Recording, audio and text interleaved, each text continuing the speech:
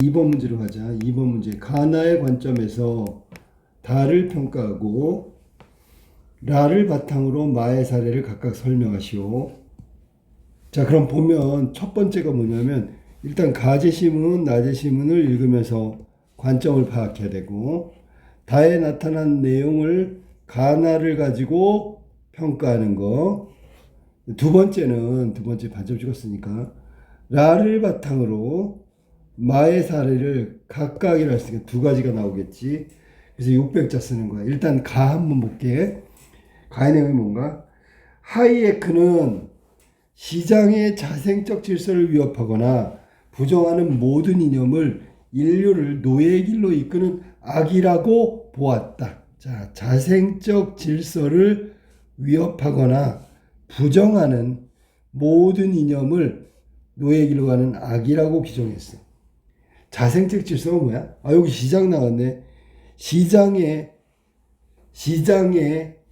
어떠한 이유에서든지 개입해서는 안 된다는 얘기야. 특히 여기서는 지금 정부의 개입도 위험하다고 했으니까 하이에크가 주장하는 핵심은 시장이라는 것이 실패로 가는 이유가 이렇게 자생적 질서를 위협하거나 부정하는 행위로 정부의 개입이라는 부분도 분명히 실패로 이끌게 될 것이다 라고 얘기하는 거야. 이런 걸 다른 말로 하이에크는 누구냐면 신자유주의야. 신자유주의. 말 그대로 자유주의를 신봉하고 있는 거야. 그러니까 어떠한 개입이라든지 어떠한 그 영향을 주어서는 안 된다. 그냥 시장은 시장이 자생적으로 질서를 유지할 수 있도록 내버려둬야 된다는 게 신자유주의의 내용이고, 가의 내용은 어떠한 개입도 불필요하다고 얘기했으니까 여기서 특히 시장에 정부가 개입하는 거에 대해서 위험한 짓이라고 얘기한 거야. 그가 보기에 인간은 제한적 지식에 의존하는 불완전한 존재다. 그렇게 오류에 빠지기 쉬운 개인들이 다 모인 것이 합리적 결과를 도출하는 마당이 바로 시장이다. 합리적 결과를 도출하는데 어차피 조절이 안 된다는 얘기야. 자, 조절이 안 된다는 게 뭐냐면 개입을 통한 조절이 안 돼. 그러니까 개입하지 말라고. 개입해서는 안 된다. 합리적인 결과를 만들려면 그냥 내버려둬야 된다. 신자유주의 개념을 설명하고 있는 거야. 개인들이 각각 불완전성을 지닌 오류를 정정하는 가장 확실한 방법은 시장에서 그냥 내버려두는 거야. 경쟁체제. 따라서 시장과 경쟁은 사회 발전의 필수적 절대적 요소고, 시장과 경쟁의 자유를 훼손하는 정부의 계획이나 정책은 거의 악의 수준에 해당한다. 하이에크는 시장의 자유를 지키기 위해서 시장 바깥에 간섭을 배제하고 정부의 간섭을 배제하는 정책을 주장했다. 즉 개입하면 안 된다는 얘기지. 하이에크의 주장은 바로 신자유주의의 토대가 되었다라고 해서 지금 신자유주의에 대해서 논의하고 있는 거고, 하이에크라는 대표적인 사람의 이론을 이야기한 거다. 자, 나로 갈게. 케인즈 벌써 나왔지. 우리가 케인즈 하면 알고 있는 게 누구야? 뭐야? 선순환 정책이라 그래서, 자, 실업이라든지 경제가 침체되면 정부가 미리 재정정책을 쓰는 거야. 재정정책. 정부의 지출을 재정이라고 하는데 재정정책을 써서 선순환 경제구조를 만드는 거야. 그러니까 벌써 이 내용에 따르면 정부의 개입을 반드시 필요로 하는 거란 말이야. 정반대의 내용이네. 자, 현실의 시장에서 경제 주체들은 대등하지 않고, 일단 시작이 출발이 그렇고요. 대등하지 않은 경제 주체들 사이에 자유 경쟁은 약육강식의 정글과 다를 바가 없다. 그러면 이거는 결국은 대기업하고 중소기업하고 싸우면 무조건 대기업이 이긴다, 이런 얘기를 하는 거야.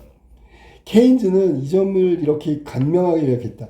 이리 때의 자유가 양때에게는 죽음을 뜻하는 경우가 흔하다. 즉 간섭이 없는 자유방임 상태, 시장 경제는 망하는 거다. 그러니까 보이지 않는 손이 제대로 기능을 하지 않으면, 비효율적인 자원 분배 제대로 기능하지 않으면 불공정한 소득 분배, 이른바 시장 실패의 문제가 발생할 수밖에 없다.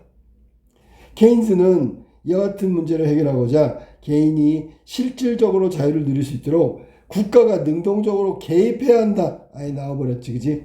미국은 케인즈의 이러한 수정자본주의를 받아들여 뉴딜 정책 같은 적극적인 정부의 개입, 대공황 시기의 경제 위기를 해결할 수 있었다. 그래서 아까 얘기했던 선순환 경제를 말하는 거고, 정부가 경기가 침체되고 경제가 안 좋았을 때 우리가 보통 그걸 뭐라 그러지? 케인즈가 말하고 있는 게 사회 간접 자본이라고 하는 거야. 사회 간접 자본. 사회 간접 자본. 보통 SOC 이렇게 얘기하는 것 같은데, 이게 뭐냐면 항만, 철도, 공항 이런 거는 민간이 짓는 게 아니잖아. 그리고 나중에 경제가 좋아지면 어차피 공항을 더 지어야 되겠네, 항만을 더 늘려야 되겠네, 이렇게 된단 말이야. 그러니까 경기가 침체됐을 때 미리 이거를 정부가 지출을 통해서 이거를 갖다가 실시한단 말이야. 어차피 할 건데 먼저 하는 거지. 이런 것들을 수정자본주의에서는 선순환 경제라고 하는 거고요.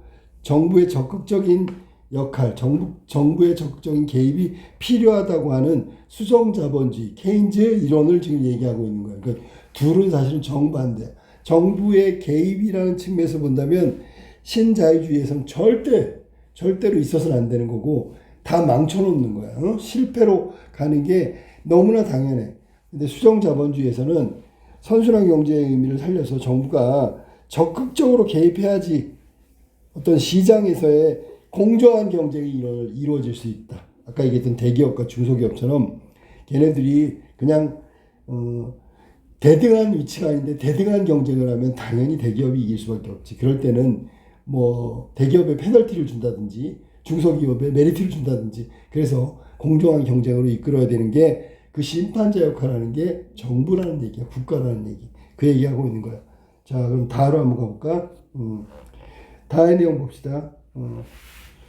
아마존, 구글, 페이스북, 거대 글로벌 정보통신 기업에 디지털세를 부과해야 한다. 그러면 이 디지털세를 부과한다는 건 무슨 말이야? 개입한다는 얘기잖아. 그렇지, 맞지? 요구가 국내에서 확산하고 있다. 국경을 넘어 서비스를 제공하는 인터넷 플랫폼 기업은 서비스 이용자의 거주지와 또 실제 매출이 발생하는 지역이 다른 경우가 많대. 예를 들어 넷플릭스가 한국에서 벌어들이는 구독료는 미국 본사 매출이다. 현재 대부분의 국가는 자국 내 기업에 대해서만 법인세와 같은 세금을 징수할 수 있다. 이 때문에 거대 IT 기업은 본사가 위치하지 않는 국가에서 많은 돈을 벌고 그 전혀 세금을 내지 않아. 왜냐하면 속지주의니까. 디지털세는 이러한 세금 체계를 수정하기 위한 제안으로 디지털세 도입을 통해 거대 IT 기업에 위치하지 않은 국가도 자국 내에서 매출이 일으키면 IT 기업에게 세금을 징수할 수 있게 하는 게 디지털세의 핵심이라고. 그러니까 돈은 한국에서 벌고 세금은 미국에서 내는 거. 그러면 우리 입장에서는 우리나라에서 돈을 벌었으니까 디지털세를 걷어야 되겠다. 뭐 이런 얘기지, 그지? 거대 IT 기업은 없지만 이들의 서비스에 대한 수요가 많은 영국, 스페인, 프랑스 등 유럽 국가들은 공정과세를 강조하며 디지털세에 적극적으로 도입을 추구하고 있다. 왜냐하면 이 IT 기업이 없으니까. 얘들이 다 돈을 벌어가니까. 유럽연합에 따르면 유럽 기업은 이익이 23.2%의 세금으로 내지만 글로벌 IT 기업은 9.5%만 낸대. 그러면 세율이 상당히 낮잖아. 이들 정부는 디지털세를 통해 거대 글로벌 IT 기업과 자국 기업에 대한 공정한 과세, 심해지는 양극화와 불평등의 개선을 위한 재분배 역할로 디지털세를 해야 된다고 주장하고 있는 거야. 글로벌 IT 기업은 즉각 반발하고 나섰다. 세금 많이 내리니까. 신기술 개발에 따른 사업 환경의 변화를 정부가 개입하여 세금으로 규제하면 기술 혁신에 악영향을 줄 수 있고 일자리 창출에도 방해가 되는 역효과를 낳을 수 있다고 반박한 거야. 못 내겠다. 또 글로벌 IT 기업은 자국 내에 위치한 국가들의 반발도 심하다. 자국 내에 위치한 국가들도 반발이 심하다. 아일랜드, 룩셈부르크 대표적인 나라인데 이들은 디지털세를 부과가 자국의 일자리 창출과 세수에 악영향을 미칠 것을 우려하고 있다. 그러니까 여기서 지금 디지털세를 심각하게 고려하는 건 글로벌 기업이 없는 영국, 스페인, 프랑스고, 그 다음에 얘네들한테 디지털세를 부과하게 되면 떠날 수도 있잖아. 그러면 일자리가 또 없을 수도 있고, 세금을 많이 내면 돈이 없으니까 세수에도 악영향을 미칠 수 있다. 이게 아일랜드하고 룩셈부르크다. 자, 그러니까 여기서는 지금 장점과 단점을 모두 얘기했어. 자, 그러면 여기에 핵심 키워드는 바로 이 디지털세 부과에 관련된 거야. 그럼 디지털세를 부과해야 된다, 말아야 된다 논란이 심한데 가의 관점으로 본다면 개입하면 안 된다 그랬잖아. 그럼 디지털세를 부과하면 안 되겠죠. 왜냐하면 디지털세를 부과하면 얘네들의 주장, IT 기업의 주장이 생긴단 말이야. 어떤 IT 기업의 주장이 뭐냐면 기술 혁신에 악영향을 주고요. 일단 나왔어, 그지? 일자리 창출에도 방해가 된대. 이런 역효과를 우려하고 있다. 누가? 디지털세를 부과하면 글로벌 IT 기업은 이런 역효과를 주장하는데 이게 지금 하이에크의 주장하고 동일하다는 얘기야. 알았니? 정부의 개입은 결국 이렇게 일자리가 줄어들고요. 기술 혁신, 즉 투자에 소홀해지고 이런 왜곡된 잘못된 결과를 도출한다. 라고 가의 관점, 하이에크의 관점, 신자유주의 관점으로 논의할 수 있죠. 그러면 나의 관점으로 하면 나에서 얘기한 대로 스페인, 영국, 프랑스 이들의 주장이 바로 국가의 개입이 공정하다는 얘기를 할 수 있는 거야. 그러면 어떻게 되냐면 자국의 공정한 과세를 할 수 있고요. 양극화가 해소되고 불평등도 개선된대. 재분배 역할을 할 수 있다. 이게 지금 나의 관점으로 디지털세를 도입하자는, 즉 정부의 개입처럼 외부의 간섭이 일어났을 때의 결과야. 긍정적인 결과. 그러니까 디지털세는 영국, 프랑스, 스페인 같은 경우에 긍정적인 결과를 만들어낼 거고요. 그 다음에 정부가 개입하면 여기 나온 아일랜드, 룩셈부르크처럼 이 주장들, 자국의 일자리 창출, 세수에 악영향을 미칠 거다. 이게 바로 개입하면 생길 부작용이란 말이야. 디지털세를 과세하게 되면 생길 부작용이라고. 과세에서 얻을 긍정적인 면은 영국, 프랑스, 스페인이고, 룩셈부르크 같은 경우, 아일랜드 같은 경우에는 정부의 개입, 즉 디지털세를 부과하게 되면 이런 문제가 생긴다라고 얘기할 수 있는 거야. 알겠지? 나의 관점으로 보면 긍정적, 보라색이고요. 가의 관점으로 보면 부정적, 1번, 2번 검정색이야. 알겠지? 이렇게 정리하면 되는 거야. 자, 그럼 마로 가볼까? 자, 마 자료, 자, 이렇게 해서 첫 번째 거를 매듭 짓고 두 번째, 라를 바탕으로 말의 각각을 이야기하라고 했으니까, 자, 라가 관점을 봐. 정부는 시장 실패 개선뿐만 아니라 시장의 문제점을 보완하기 위해서 시장에 개입해야 된다.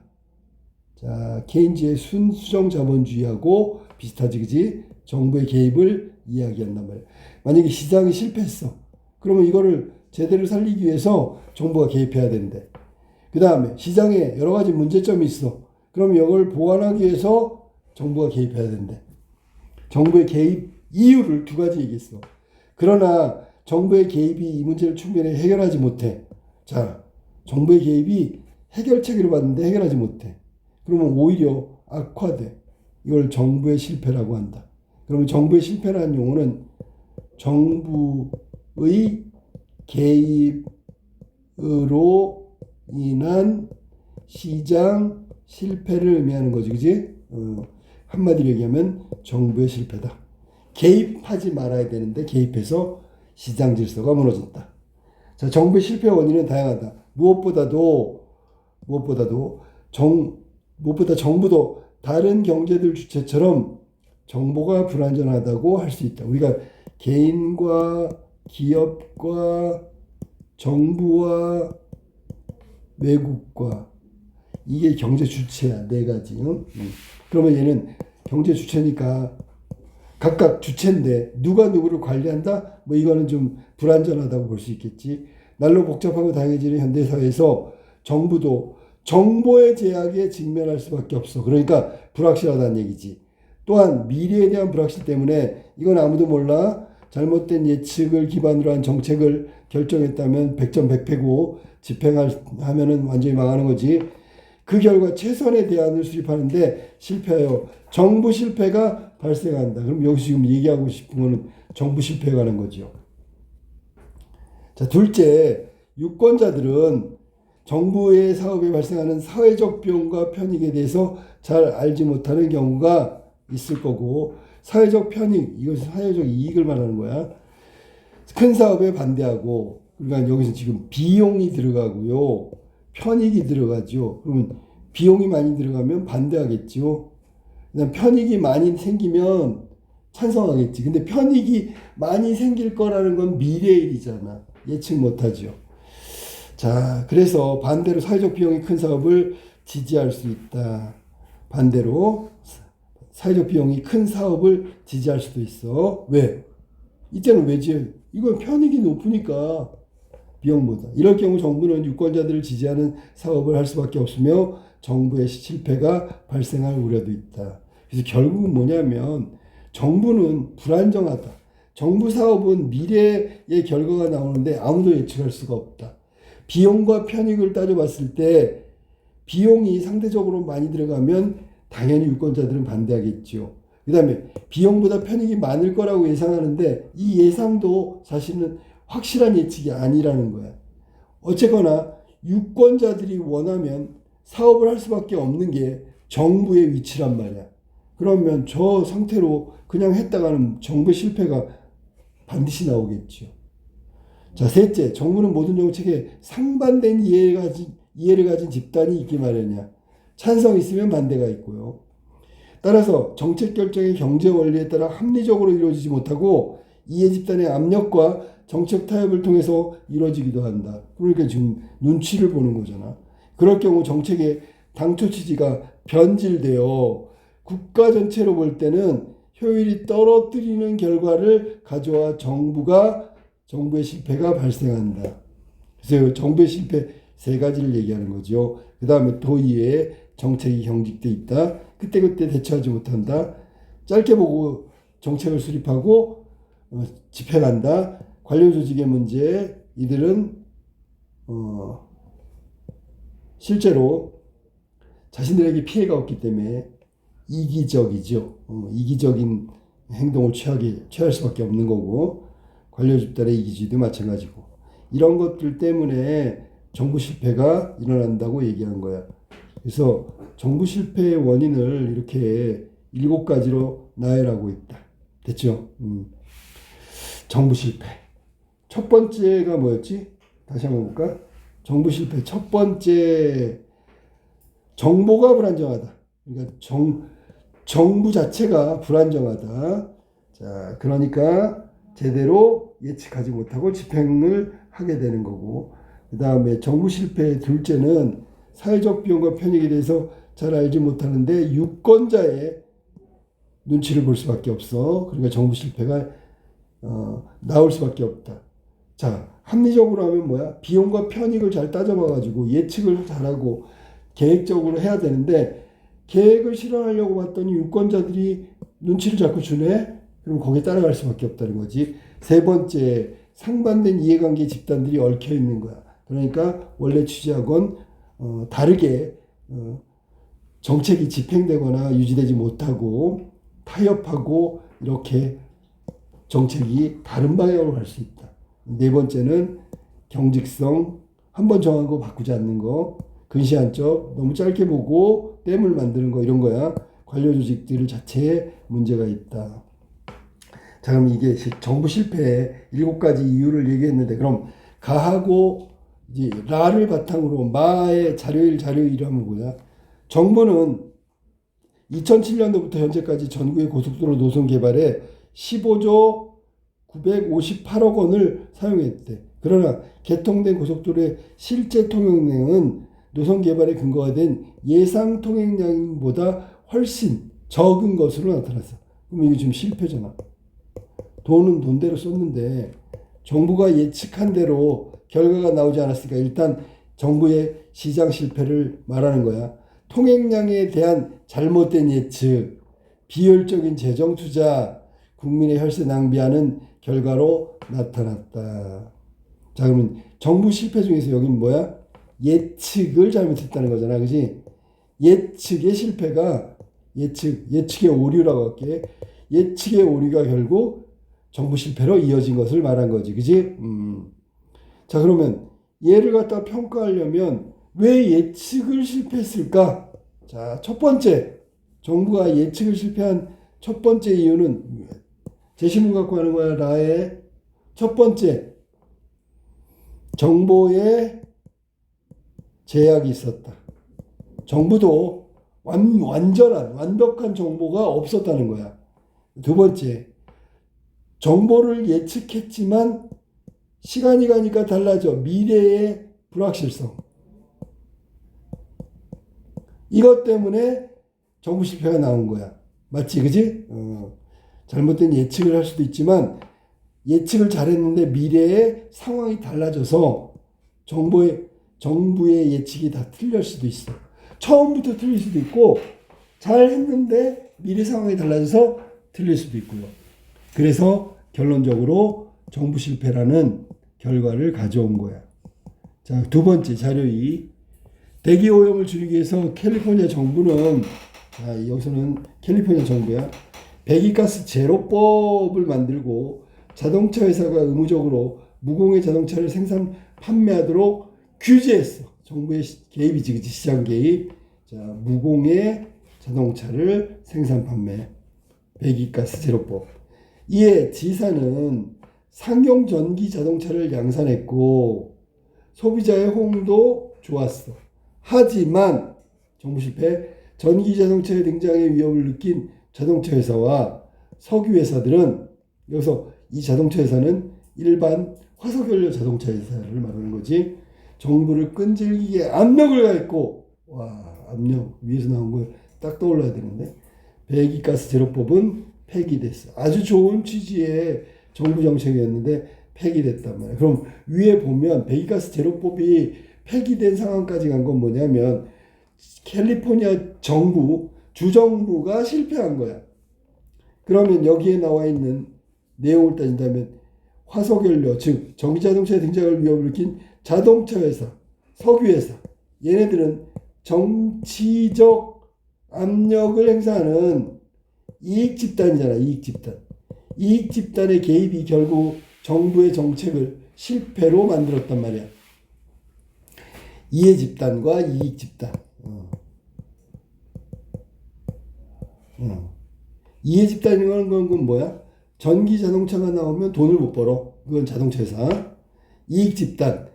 자동차가 전기가 나오면 또 돈을 못 벌어. 우리가 돈을 벌어야 되는데 석유 회사. 둘 다 같은 공동명체지, 그지? 그러면 압력을 가했을 가능성이 크고, 또 정치권, 여기서 정치권이라는 것은 유권자의 눈을 보거나 아니면 이익단체, 압력단체, 정치적 압력에 굴복하는 것. 여기서는 정치권은 타협한 거지. 여기서는 압력을 가하고 정치권은 타협으로 마무리를 졌단 말이야. 그러니까 당연히 좋은 법안임에도 불구하고 효율성이 떨어진 주정부 실패로 끝나게 되는 거야. 실패. 이렇게 정리할 수 있다. 알겠지? 그러니까 여기 지금 자료 1하고 자료 2를 본다면 왜 정부 실패가 일어났는지에 대해서 간략하게 얘기한다면 1번은 정부도 제약이 있다는 얘기는 완벽한 의미의 정보를 정부가 가질 수 없다는 얘기예요. 왜냐하면 경제 주체 중에 한 주체이기 때문에. 주체 위에 있는 게 아니라 개인, 기업, 정부, 외국 전부 다 경제활동의 주체들이야. 그러니까 주체의 어떤 위치에는 있지만 이거를 통괄하거나 그 위에서 완벽하게 정보를 취합하거나 할 수 있는 위치가 아니란 말이에요. 똑같이 개인 기업처럼 외국처럼 그 불확실성의 예측을 할 수가 없다. 미래에 대한 예측이 불가능하고 완벽한 정보를 다 수집할 수 없다는 게 근본적인 이유야. 그래서 정부 실패를 됐고, 자료 2번 같은 경우에는 배기가스 제로법, 어쩌면 인류의 환경에서는 아주 이상적인 법안이고 미래 발전적인 법안임에도 불구하고 왜 마지막에 주정부 실패, 효율성이 떨어져서 폐기됐는가? 그거는 정치적 압력을 가하는 이해집단, 이익집단이 자신의 어떤 이익을 극대화하기 위해서 압력을 가한 거고, 그 압력에 대해서 정치권이 굴복 내지는 타협했기 때문에 주정부의 실패로 끝났다고 볼 수 있는 거예요. 이게 2번에 그 답을 쓰는 내용들이다. 이걸 잘 정리하면 정답이 될 거야.